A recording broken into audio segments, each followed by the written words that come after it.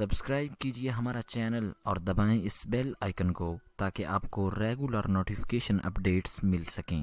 رسول پاک صلی اللہ علیہ وسلم احساس والے نبی ہیں، اور احساس حضور نے امت کا کیا، احساس والی زندگی گزاری، ہر لمحہ محبوب پریشان رہے۔ یہ تھوڑا عرصہ پہلے ڈاکٹر ہارون صاحب مسلمان ہوئے ہیں، اور ابھی انہوں نے 2-3 کتابوں کا انگریزی میں ترجمہ کیا ہے، اور بھی کچھ کتابوں پہ وہ کام کر رہے ہیں۔ ہالینڈ کے رہنے والے ڈاکٹر صاحب ہیں، توجہ ہے میری بات پر آپ عزیزوں؟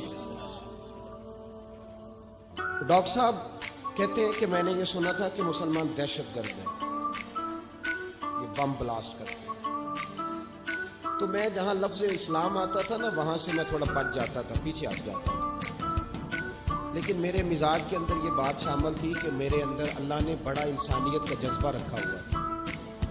تو میں ایک تنظیم قائم کر رہا تھا، میرا خیال تھا کہ ایک ایسی جماعت بناؤں کہ جو پوری دنیا کے اندر اسلام، توجہ ہے میرے عزیزوں؟ کہتے میرا خیال تھا ایسی جماعت قائم کروں کہ جو پوری دنیا میں لوگوں کی خدمت کرے اور بغیر امتیاز کے کرے، اسلام والوں کی بھی اور غیر مسلموں کی۔ لیکن مجھے بڑا دھچکا رہتا تھا کہ مسلمان سخت گیر قوم ہے۔ میں نے بہت ساری جماعتوں کا منشور اور دستور منگایا، اور میں نے کہا میں اپنی جماعت کا دستور لکھوں گا تو پہلے ذرا سارا میں مطالعہ کر لوں۔ ڈاکٹروں کا ٹیبل ہوتا ہے، اس کے اوپر شیشہ لگا ہوتا ہے، نیچے وہ جو چیز ضروری ہوتی ہے وہ رکھ لیتے ہیں۔ کہتے ایک مصر کے مولانا صاحب آئے ہوئے تھے ہالینڈ کے دورے پر، اچھی انگریزی جانتے تھے، تو کسی وجہ سے علیل ہو گئے۔ میرے پاس وہ آئے اور انہوں نے دیکھا کہ میں انسانی حقوق پر کچھ لکھ رہا ہوں، کام کر رہا ہوں، تو وہ دیکھ کر کے مجھے کہنے لگے کہ ڈاکٹر صاحب آپ کوئی تنظیم قائم کر رہے ہیں؟ میں نے کہا کہ تم نے ہلکا سا ٹچ دیا، زور نہیں دیا، اور ویسے بھی جو ہلکی بات ہوتی ہے وہ ذرا دل میں جلدی بیٹھ جاتی ہے۔ کہتے ہلکا سا ٹچ دیا، کہنے لگے اگر کبھی موقع ملے تو میرے نبی پاک کی بھی سیرت پڑھ کے دیکھیں، بس ہلکی سی بات، اور وہ جملہ چھوڑ گئے۔ حضرت فاضل بریلوی علیہ رحمہ نے لکھا ہے ضروری نہیں کہ تم جو کہہ رہے ہو وہ منوا کے اٹھو، لیکن میسج ضرور چھوڑ دیا کرو۔ جب انسان کے ذہن میں بات ہوتی ہے یہاں سٹاک ہوتا ہے جب بات کا، تو جب وہ کام کرنے لگتا ہے تو ایک دفعہ وہ بات سامنے ضرور آتی ہے۔ کہہ دیا کرو۔ انہوں نے کہہ دیا کہ ڈاکٹر صاحب ایک دفعہ حضور کی سیرت بھی پڑھ لی۔ کہتے ہیں میرے ذہن میں بات بیٹھ گئی، مصروف آدمی تھا، زیادہ تو نہیں میں مطالعہ کر سکتا تھا، لیکن میں ایک دن 10 منٹ گھر میں ملے تھے تو میں کمپیوٹر پہ بیٹھا، اور میں نے کہا کہ انگریزی میں جو کتابیں حضور سید عالم صلی اللہ علیہ وسلم کی سیرت کی ہیں ان کو ذرا دیکھتا ہوں۔ تو فرماتے ہیں کہ میں نے نیٹ پہ سرچ کیا، پہلی حدیث آئی اور میں کلمہ پڑھ کے مسلمان ہوں۔ حدیث کہاں ہے؟ سبل الہدی والرشاد میں بھی ہے، کنز المال میں بھی ہے، مسند احمد میں بھی ہے، ابن اسحاق میں بھی ہے، ابن ہشام میں بھی ہے، اور شاید سیرت کی تمام کتابوں میں آپ کو روایت مل جائے گی۔ نبی پاک صلی اللہ تعالی علیہ وسلم کی حدیث اور روایت کرتے ہیں حضرت سلمان فارسی رضی اللہ تعالیٰ، اور ساتھ ہیں سیدنا بلال حبشی رضی اللہ تعالیٰ۔ فرماتے ہیں ہم گھر سے نکلے، حضور نے فرمایا ذرا جلدی چلو، ایک ضروری کام ہے۔ فرماتے ہیں بڑی تیزی کے ساتھ آج روٹین سے ہٹ کر محبوب نے تیز تیز قدم مبارک اٹھائے، تیز تیز، اور فرماتے ہیں ایک گلی ہم نے کراس کی، دوسری گلی میں جو پہنچے پھٹے پرانے کپڑے، سادی سی بیوی، اور حالت بتاتی تھی کہ بیچاری کسی غریب گھر کی، وہ سڑک پہ کھڑی تھی اور رو رہی تھی۔ میرے کریم رسول نے فرمایا بلال اسے پوچھو کیا مسئلہ ہے، کیوں روتی ہے؟ حضرت سلمان عرض کرتے ہیں میں نے کہا حضور میں پوچھ لیتا ہوں، آپ جائیے، کام بڑا ضروری ہے جو نکلیں، میں معلومات کرتا ہوں۔ تو محبوب نے فرمایا نہیں، اس کے آنسو پوچھنے سے ضروری کوئی کام بھی نہیں، پہلے اس کی داد رسی ہوگی، اسے پہلے پوچھا جائے گا۔ روتے نہیں رہتے لوگ گھروں میں، لوگ گزر نہیں جاتے چپ کر کے، کتنے لوگ تڑپتے، کون احساس کرتا؟ نبی پاک سید عالم صلی اللہ علیہ وسلم رکے اور اس خاتون سے پوچھا کیا بات ہے؟ اس نے کہا کہ بات کوئی بھی نہیں ہے، میرا ایک ہی موٹا سا مسئلہ ہے۔ کہا وہ کیا؟ کہنے لگی میں غریب ہوں، اور غریبی بذات خود بہت بڑا گناہ ہے. لوگ بڑا جرم سمجھتے ہیں اس کو بذات خود. میں نے شروع میں کہا نا کہ مذہبی سٹیج کی بھی صدارت غریب آدمی نہیں کر سکتا, کیونکہ غریب جو ہوا جہد کول دتھی ہونی انہیں نیڑے بہنا ہے نا جی, جہد کول نہیں انہیں تو پیچھے جا کے بہنا ہے, کوئی کہڑا دتھی ہے. اس سٹیج پہ بھی غریب آدمی کی صدارت نہیں ممکن ہو ہی نہیں سکتا. میرے رسول پاک سید عالم صلی اللہ تعالی علیہ وآلہ وسلم نے فرمایا پہلے اسے پوچھو کیا مسئلہ ہے. کہنے لگی میں غریب ہوں, بوڑھی ہو گئی ہوں, ساری زندگی غلامی میں گزاری ہے. تیل لینے آئی تھی 5 دینار کا, بوتل میں تیل بھروایا ہے, اور اب بوڑھی ہوں نا تو کمر درد کرتی ہے, پیر پیچھے موڑا ہے تو میں گری ہوں. تیل زمین پی گئی ہے, اب زمین تو واپس نہیں کرتی, لیکن واپس جاؤں گی تو ایک یہودی عورت کی ملازمہ ہوں, وہ درے سے مارے گی, کھال ادھیڑ دے گی. میں بڑی پریشان ہوں, اب نہیں مار کھائی جاتی, ہڈیاں بوڑھی ہیں, قربان جاؤں.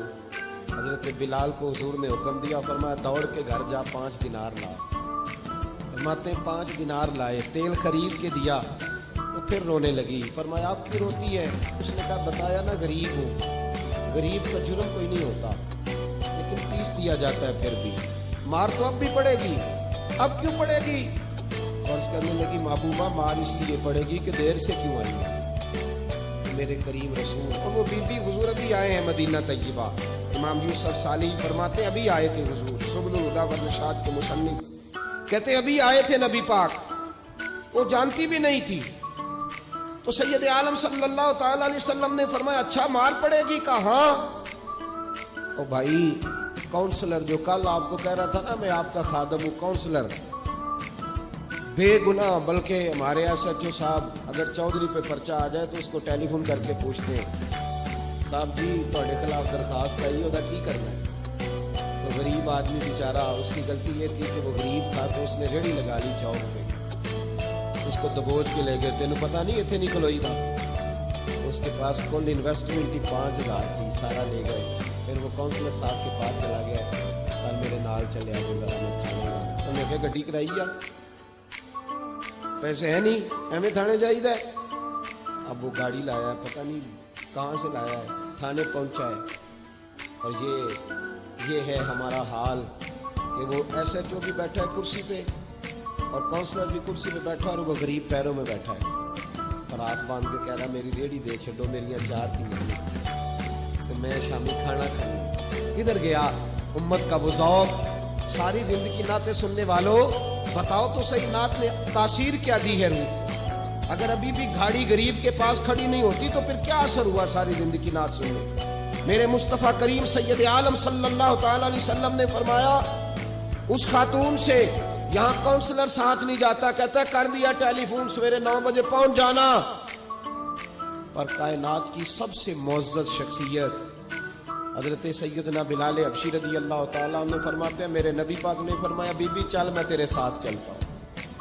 گویا اللہ کی ساری رحمتیں اس کے ساتھ ساتھ چلنے لگی.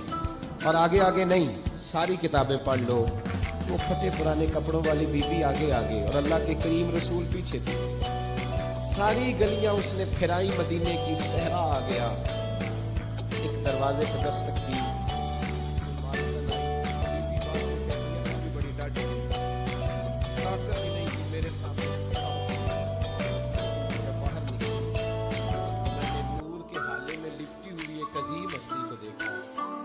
فرماتے محبوب کے گورے چٹے رنگ کے اوپر کالی زلفیں اور محبوب پاک کی مقدس آنکھیں جب تک بات کرتے رہے نظریں زمین پہ جھکی رہی. شرم و حیا والے رسول نے بڑے میٹھے, بڑے دھیمے, بڑے خوبصورت لہجے میں کہا. بریلی کے امام فرماتے ہیں نیچی نظروں کی شرم و حیا پہ درود. بڑے دھیمے لہجے میں فرمایا تیری نوکرانی ہے تیری.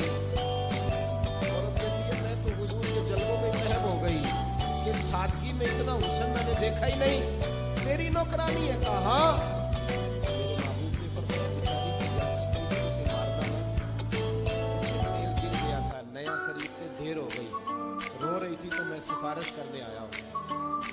وہ خاتون کہتی ہے کسی کی نہیں مانی تھی, اور محبوب کے جملوں میں تاثیر اتنی تھی کک سواد نہیں مشری اندر, اسا کھنڈا بھی چک ڈٹھیاں इन्हां सारियां शैवां नालों गल्लां सजन दियां मिठियां। फरमाते नबी पाक सल्लल्लाहु तआला अलैहि वसल्लम ने फरमाया कुछ ना कहना। कहने लगी नहीं कहती, मेरा वादा रहा, कुछ नहीं कहूंगी। मेरे हबीब ने फिर नजर और उस गरीबनी की तरफ देखा। तू अगर कहे तो मैं खुद भीख दे, खुद ही कहे मंगते का भला हो। तू अगर कहे तो मैं जाऊं। इसने खिराज पेश किया तो चंद आंसू गिराए। कहने लगी महबूबा जैसे बंदा नवाजी। हुजूर ने रुख फेरा। हजरत बिलाल कहते मैं पीछे रह गया। मैं पीछे रह गया तो वो दोनों बीबियां दौड़ के मेरे पास आई। कहने लगी बता तो सही है कौन, ये बता तो सही कौन थे। तो हजरत बिलाल कहने लगी तुम नहीं जानते। जनाब बिलाल फरमाने लगे यही तो है जिन्हें अल्लाह ने सच्चा रसूल बना के भेजा है। बीबियां दौड़ के आई। कहने लगी महबूबा दरवाजे तक आए हो तो मेहरबानी फरमाओ हमें भी कलमा पढ़ा दो। डॉक्टर हारून कहते हैं वो बीबियां वहां कलमा पढ़ रही थी और मैं हदीस पढ़ के कलमा पढ़ रहा था।